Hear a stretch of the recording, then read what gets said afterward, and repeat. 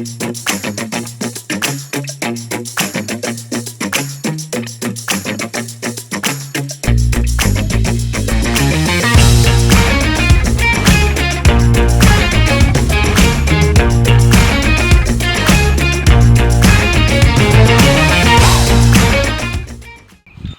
I'm Mike Steffen. I'm Kyler Steffen. And today I'd like to introduce a brand new video series about the LiquidRage and all the versatile applications, including summer applications, that we've designed this for. Let's go check it out. So I want to start by talking about the carriers that the LiquidRage can attach to. So here we have a nice new John Deere 3046R, and we're going to go over some of the features and benefits of this tractor in this application that we're using it for.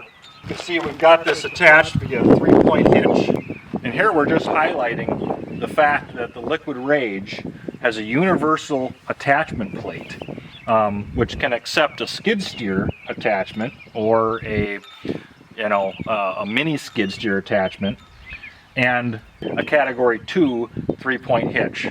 You can adjust the top link height and everything here. So the idea is that we can use this on tractors, skid steers, or mini skid steers. Here we have our hose reel, and this is for where we have to do spot spraying in the summertime, where we're going to go along curb lines and kind of just a quick touch-up midsummer, and we're going to kill the dandelions along the edges, as well as doing spot spraying like killing weeds and shrub beds and tree rings.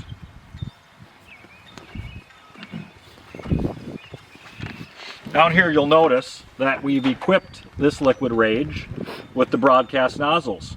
So we have an electric control and solenoid here that can control this broadcast nozzle, and likewise on the other side, the passenger side, we can control that nozzle remotely from the cab.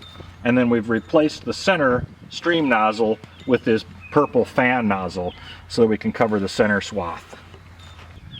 Moving over here, we've got the pressure adjustment gauge and dial, which is going to determine our rate of feed. And then we've got this valve, which we're going to leave on. This valve controls the boom, and then this valve we're going to leave off, which controls the hose reel. We won't be using that today. And then again, this is for brine mixing, but we're also going to be using that in a later video to show you how we can do dust suppression and mix calcium chloride with the water.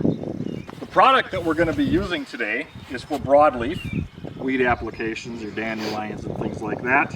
We're using a product called TriCast. The first thing we have to know is three things. We have to know our rate of speed, the application rate that the sprayer is designed to apply the liquid per acre, and then we have to know our ratio. So the way we figure that out is we've got a handy chart that's included with the LiquidRage. So we're going to focus on this one. It says optional kit, application rate using a 30-foot swath. So this is talking about our broadcast nozzle.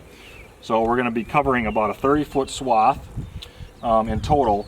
And I think I want to travel about 6 miles an hour. So I'm going to be looking at this graph right here. And about a 60 psi is going to give us our maximum, without getting really sprayed out there. So that's going to be 15 gallons per acre. So refer to this handy chart here when determining your application rates. That's the place to start. So now we have our speed and we have our gallons per acre that this is going to apply at. Then we have to figure out our ratio of mix for the product that we're going to put in the water. So that figures out to this particular stuff, they want to do 4 pints per acre is the maximum amount that you can apply. We're going to go strong. We're just going to kill everything except for the good grass, of course.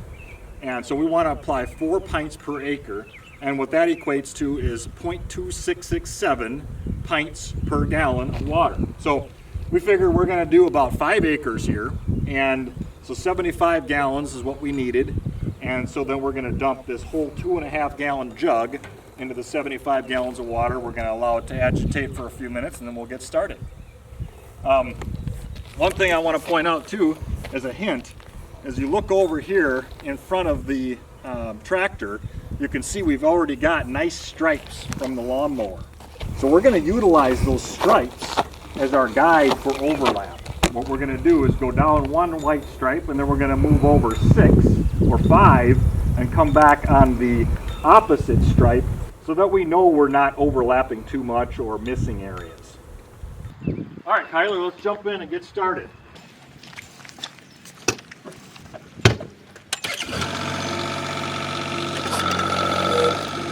Yeah, we need to be at 60.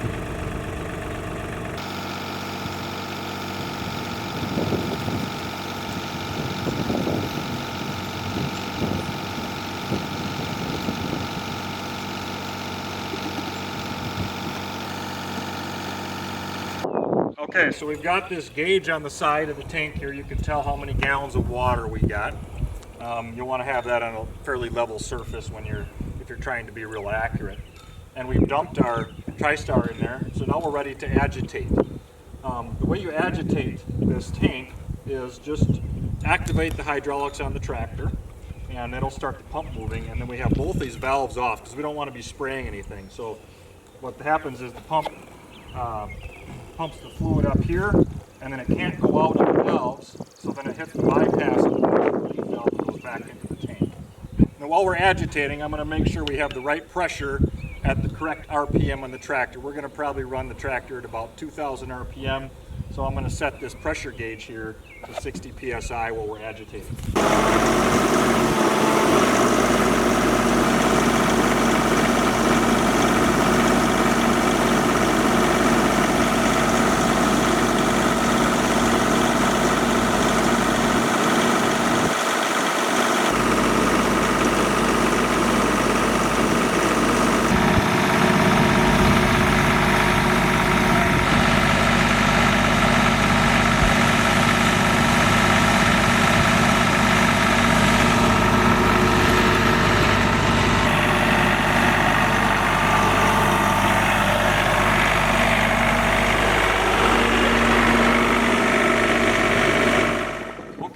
So a couple of things on this tractor that we didn't option out for the video, but would be recommended for, if we were doing this application in a commercial sense.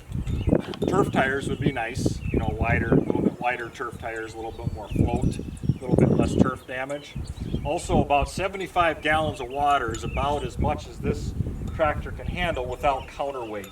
So it would be recommended to put some bumper weight or fill the front tires or something like that if you want to fill this tank. Other than that, this tractor is great and works really well for this application. It's small and maneuverable, and nice cab, air conditioned.